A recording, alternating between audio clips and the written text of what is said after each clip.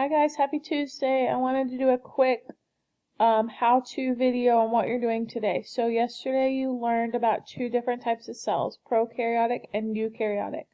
Now you had to do some research and I asked you to look at a PowerPoint and write down some notes so you can tell the difference of what they are and the key differences between them.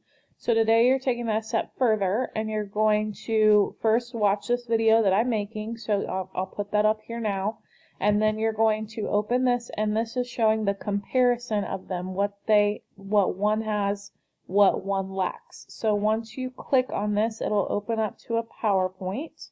So let's give it a moment. So you'll open up this PowerPoint and you'll read through, please.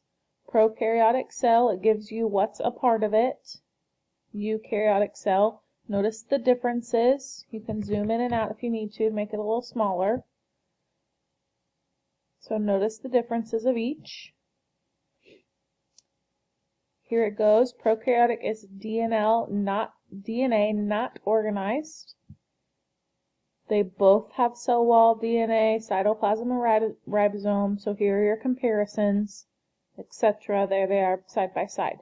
So after you look through this PowerPoint, again, write down some notes, please. It'll take a few seconds.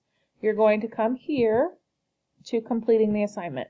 So you're going to create a Google slide presentation and share 3 similarities and 3 differences of the prokaryotic cell. Now it says watch video below.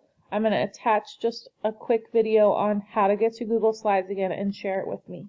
So you need to use the notes that you took, find your own information as well, and I'll go through that on the second video for you. So today's an easy day.